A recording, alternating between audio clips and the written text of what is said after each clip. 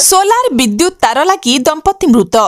अनुगुल जिला बंतला थाना अंतर्गत पोकतुंगा पंचायत रगुड़ी तैलार एक फार्म हाउस रे कार्य करुवा दंपति सोलार विद्युत तार लगी मृत्यु घटी। मृतक दंपति हेले स्वामी सुर प्रधान बयस 35, स्त्री सुकांती प्रधान बयस 31 बोली जनापड़ी। सूचना जे गतकाली विलंबित राति रे पोकतुंगा पंचायत रगुड़ी तैला ठारे थिबा एक फार्म हाउस रे कार्य करुवा स्वामी स्त्री सोलार विद्युत तार लगी मृत्यु घटी। स्वामी स्त्री मृत्युवरण कर पड़ा आज सकाळ समय स्थानीय बासी देखिबारु संगे संगे जिला मुख्य चिकित्सालय भर्ती करथिले।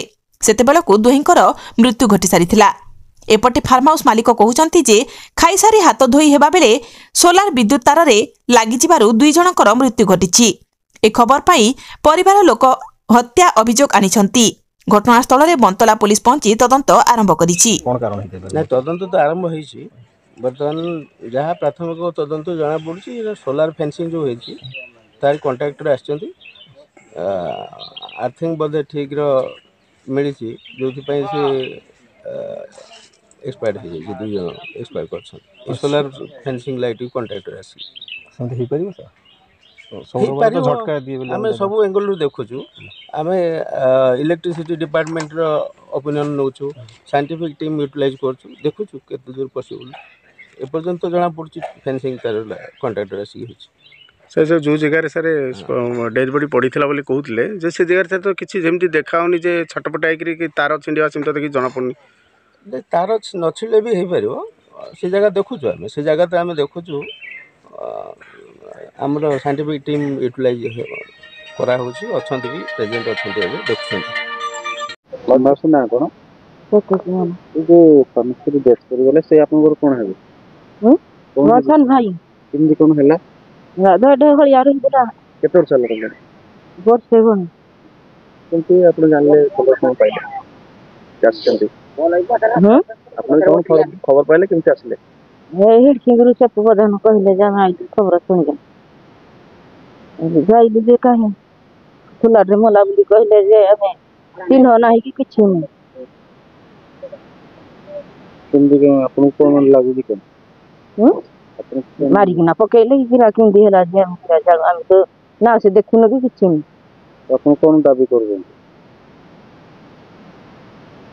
भाई आसो केस देबो थाना रे मारी ना पके जी सदानंद ये मृत्युवरण कले के समस्या से आपन कोन है मैं भाषा लागे किंदी कोन आपन जानले आमे पर हे प्रधान तो खबर सुनलो सकाळे जे ए जे गाधन के पादे न सुनलो जे बात देखबा बन जाइल जन नासना कोन आपन दाबी करते दाबी जे हम फण जब न जानि पाइलो कि हम तो न पाइलो कैसे को से दबो देले तापर जहा थाना विचार करबा आपन कोन लागु मृत्यु किंदी घटले हां जे किंदी घटला जे तो हम जानि पाइलो ना कोन कहे केते वर्ष लानी रे काम अगर सहला ना हलिया रे आपन सारो संपर्क मिथिला बोलो कथार्थ हां संपर्क अच्छे बोलता आइल सब बोल कोन लागता के सोलार रे पड़ी आमे विश्वास करूनु आ कोन लागि जति मालिक कहउछन कि मालिक कहले आमे बाहर सुनलो जे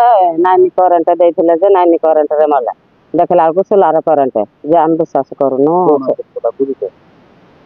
किंदी मला से कोन फिर आमे कोन जानि हम तो जानि के से ठाण के आमे ठाण के आज सोलार रे पड़ी कहउछन एटा तेरा मिछ अपन लागु जी मता बते करबे लेकिन किंदी हम कह जब मेडिकल ने है जी जा मेडिकल ने आए जे पोस्टमार्टम रे जहरी पट बाहरबा अपन को थाना रो भी करे हां करा हबो ना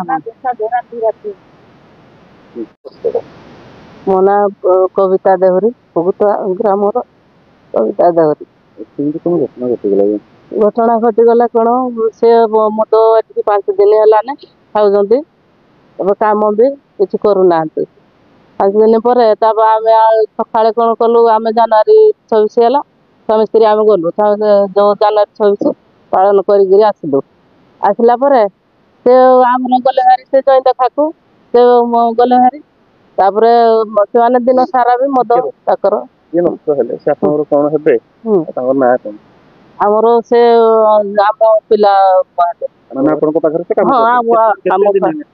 ସେ 8 ମାସ ହେଲାନେ କାମ କରୁଛନ୍ତି। ତାଙ୍କ ନାଁ କାନ୍ତି ସୁକାନ୍ତି ପ୍ରଧାନ, ସୁର ପ୍ରଧାନ। କେମିତି କ'ଣ ତାଙ୍କୁ ଘଟଣା ଘଟିଲା? କେମିତି ଘଟଣା ଘଟିଲା ଆପଣ ଜାଣିନି। ଆମେ ଶୋଇଥିଲୁ ଘରେ, ମୋ ସ୍ୱାମୀ ଆସିଲେ ଜଇଁ ଦେଖା ଯାଇଥିଲେ।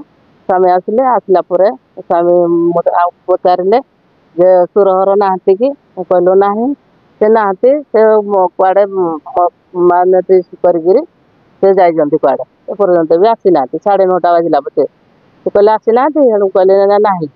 ସେଠୁ କହିଲି ଭାଇ ହେରିକା ଆସିଛନ୍ତି, ସେ ହାତୀ ଯୋଗୁ ଗୁଠ ଜଗି ଆଇବା ସହିତ ସେ ସେଠୁ କହିଲେ ଭାଇ ହେରିକା ଆସିଛନ୍ତି। ମୁଁ କହିଲି ଖାଇବା ଲାଗି ସେ ଅନେଇଛନ୍ତି, ଯୋଉ ଡାକି ଆଣିବ।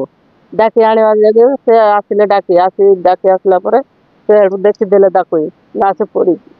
ଯେତେବେଳେ ଏପଟ ସେପଟ କରିକିରି ମାନେ ଡାକିଲେ ବୋଉ ସେ ସୁର ଶୁଣୁନ କ'ଣ ପାଇଁ? ସେ ପୁତୁରା ହେଲେ ବି ସେ ମାନେ ତଳେ କରିକିରି ପୁଅ ଇଏ କରିଛି। ତାପରେ ସେ ଯେତେବେଳେ ଆଉ ଉଠେଇଲେ କହିଲେ ତା ମା ମୋତେ ଡାକିଲେ କହିଲେ ଉଠୁ ଆଉ ନାହାନ୍ତି, ଆମ ସୁରହର 2 ଜଣ ଯାକ ନାହାନ୍ତି। ଯେତେବେଳେ ଆସିଲୁ ଦେଖିଲୁ, ତାପରେ ସେ ଭାଇ ହେରିକାକୁ ଡାକିଲୁ। ଡାକିଲା ପରେ ଏ ଘଟଣା ଦେଖିଲୁ। କେମିତି ତାଙ୍କର ଇଏ ହେଲା? ସେ ପଡ଼ିକିରି ସୋଲାର କରେଣ୍ଟରେ ହେଇଛି ଆଉ। ତାଙ୍କ ସମ୍ପର୍କ ଲୋକ କହୁଛନ୍ତି ମାରିଦେବେ। ସମ୍ପର୍କ ଲୋକ କହିଛନ୍ତି, ସେ କହିବେ ମାରି ଦିଆଯାଇଛି। ସମ୍ପର୍କ ଲୋକ କହିବା କଥା ଯେ ସେମାନଙ୍କୁ ନ ଡାକି ଆପଣ କେମିତି ସେମାନଙ୍କୁ ନେଇଗଲ ମେଡିକାଲ?